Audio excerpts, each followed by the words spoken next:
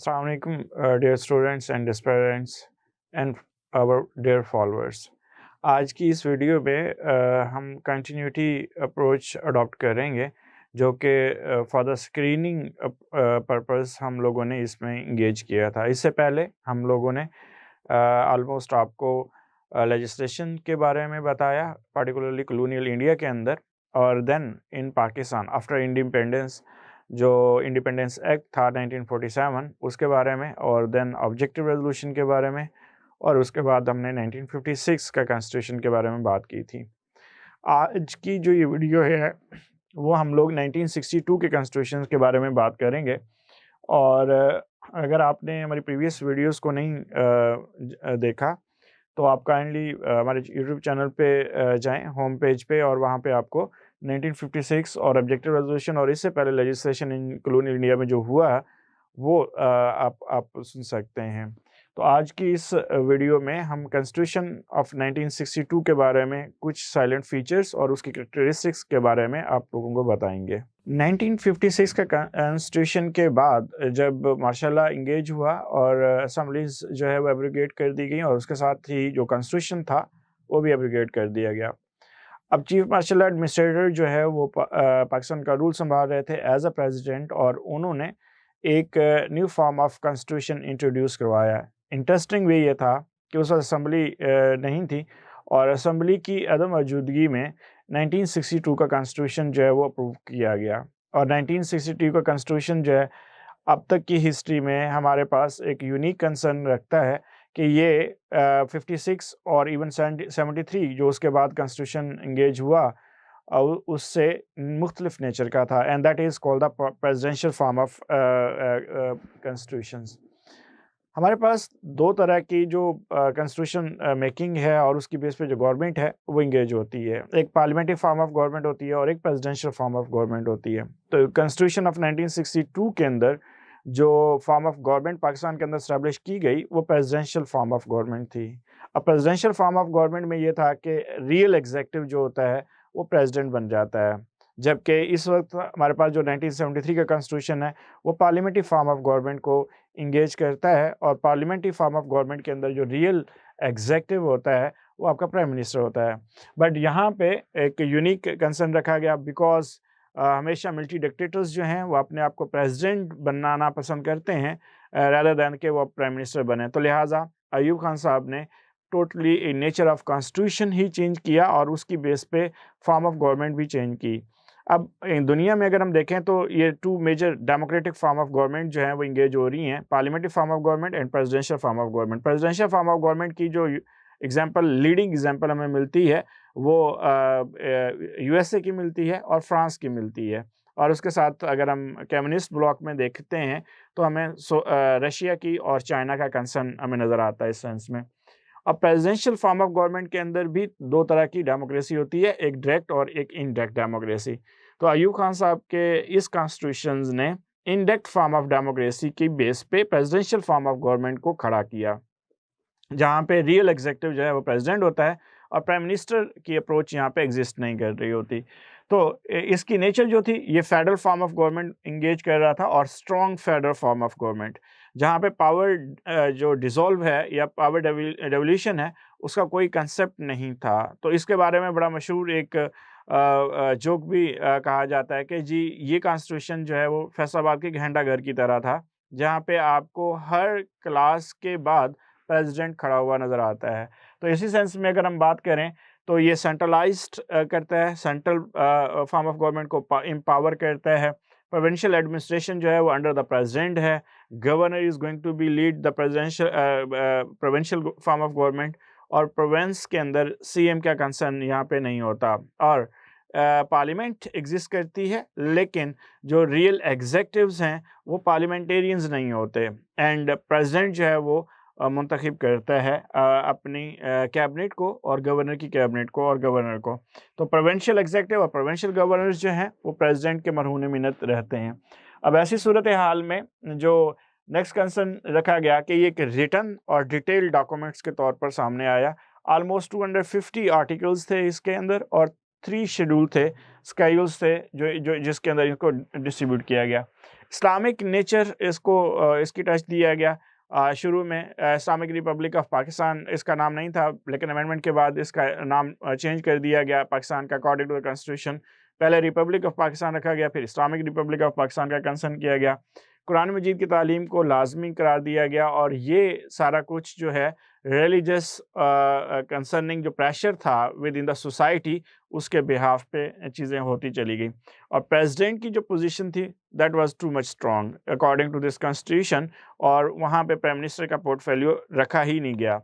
और इस कॉन्स्टिट्यूशन का जो मेजर कंसर्निंग था वो ये था कि यूनिकैमरल नेशनल असम्बली इंगेज की गई, और आलमोस्ट शुरू में 156 पार्लियामेंट की तादाद रखी गई, और उसको फिर बढ़ा दिया गया, 218 तक रखा गया, और फिर बढ़ा के 313 तक पार्लियामेंट की जो मेंबर्स की तादाद है वो इस कॉन्स्टिट्यूशन के मुताबिक बढ़ाई गई।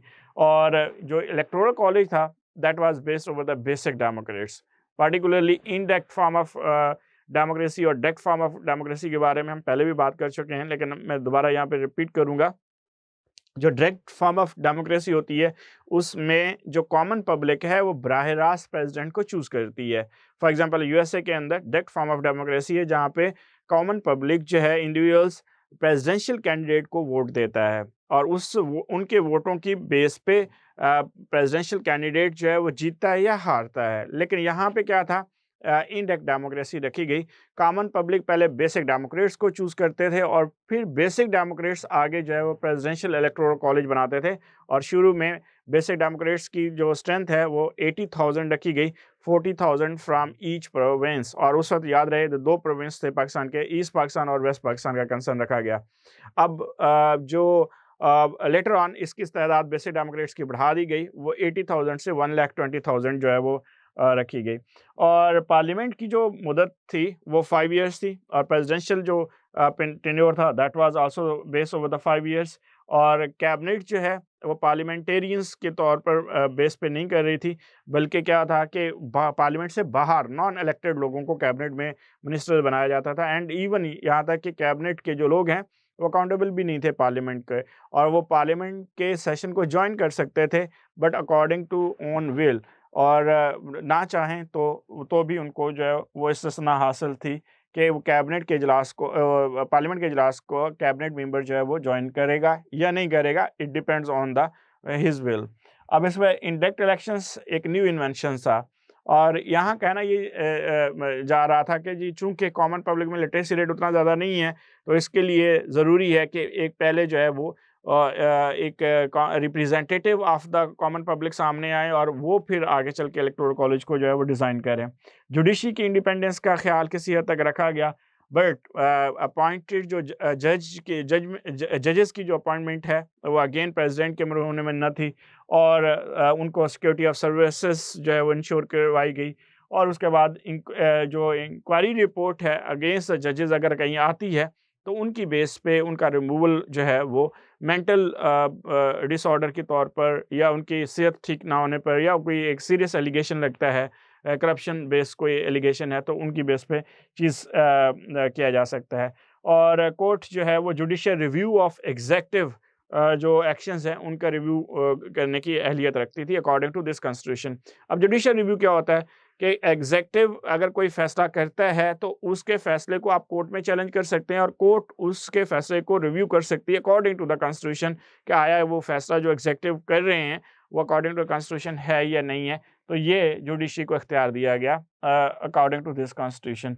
उसके बाद अगर हम देखें तो इसमें फंडामेंटल राइट्स शुरू में तो रखे ही नहीं गए, दैट वाज वेरी इंटरेस्टिंग कि कॉन्स्टिट्यूशन जो है एक्चुअली आपके राइट्स का सिक्योरिटी गार्ड होता है, और अगर ऐसा कॉन्स्टिट्यूशन जहाँ पे अवाम के फंडामेंटल राइट्स को ही ना डिफाइन किया जाए या रखे ही ना जाए, so that was very interesting. But later on, due to the international pressure and the domestic pressure with the perspective of civil society, तो ह्यूमन राइट्स का कंसर्न जो है वो रखा गया, और उसमें ये हुआ कि जी तमाम राइट्स जो हैं वो सिक्योर किए जाएंगे सिटीजन्स को, जो एक मॉडर्न स्टेट के सिटीजन्स को मिलते हैं। और लेकिन अगेन यहाँ पे डिफाइन नहीं किए गए कौन से वो इस्लामिक राइट्स, कौन से ह्यूमन राइट्स हैं जिनको गवर्नमेंट ऑफ पाकिस्तान या स्टेट ऑफ पाकिस्तान डिफाइन करती है, और किस टर्म में जाके डिफाइन करती हैं।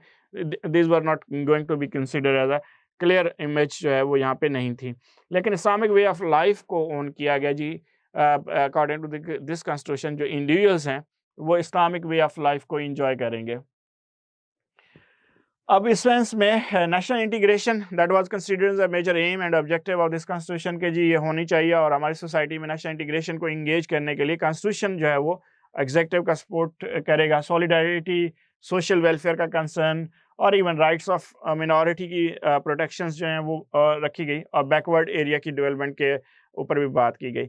इस कॉन्स्टिट्यूशन ने जहाँ फॉर्म ऑफ गवर्नमेंट चेंज की, वहाँ पे नेचर ऑफ डेमोक्रेटिक कल्चर को भी चेंज करने की किसी हद तक कोशिश की गई, जहाँ पे कॉमन मैन को मज़ीद पावर से दूर किया गया, और मार्शल लॉ एडमिनिस्ट्रेटर जो है वो पावर को अपने इन हैंड रखता चला गया। वन मैन पावर शो यहाँ पे हुआ, और इवन प्रेसिडेंट के ऑर्डर पे गवर्नर चेंज हो रहे थे। प्रोविंशियल जो गवर्नमेंट थी that was not effective in such a way that के जी वो अपनी ऑटोनोमस अप्रोच को या हैसियत को एंजॉय कर सकते। तो यहाँ पे वो ऑल इन ऑल पावर जो है वो प्रेसिडेंट के पास ही, और स्ट्रॉन्ग फेडरल गवर्नमेंट जो है वो कंसर्न की गई। कहा यह जाता है ड्यू टू दिस कॉन्स्टिट्यूशन और इस कॉन्स्टिट्यूशन की बेस पे बनने वाली और चलने वाली जो गवर्नमेंट थी, उसकी वजह से पाकिस्तान को बहुत ज़्यादा लॉस हुआ। और इस सेंस में जो हिस्टोरियंस हैं उनकी मुख्तलिफ ओपिनियन है।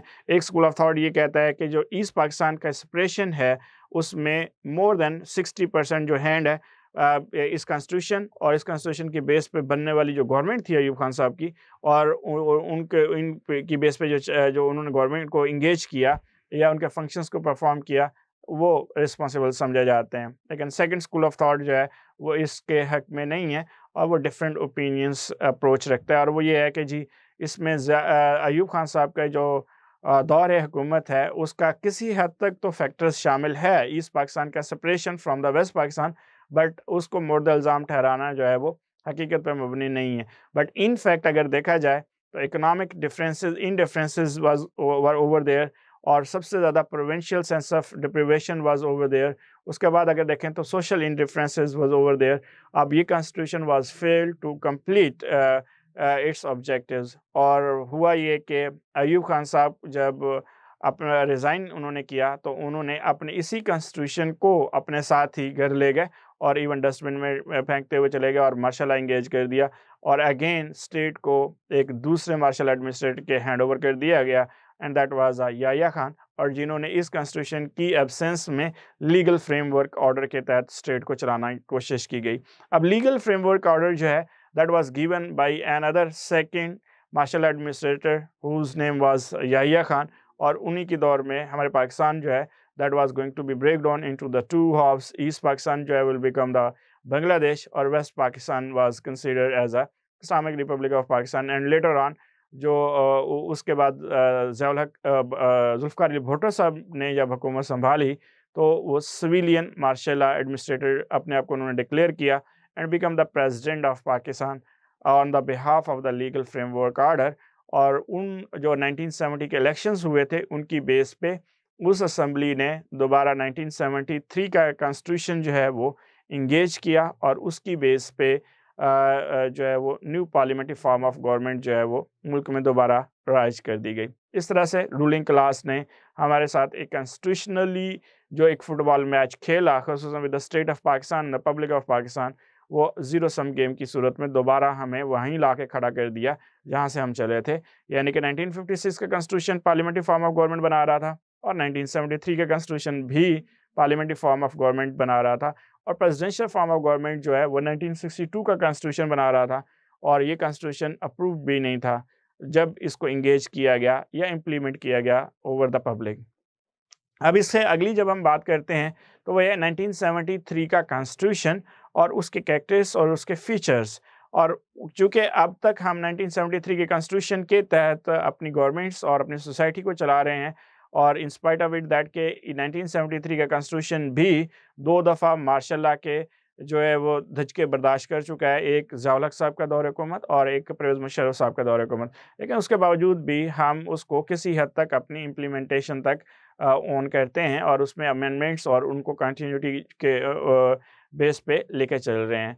तो इसमें नेक्स्ट वीडियो में हम 1973 के कॉन्स्टिट्यूशन की फीचर्स और कैरेक्टरिस्टिक्स के बारे में बात करेंगे।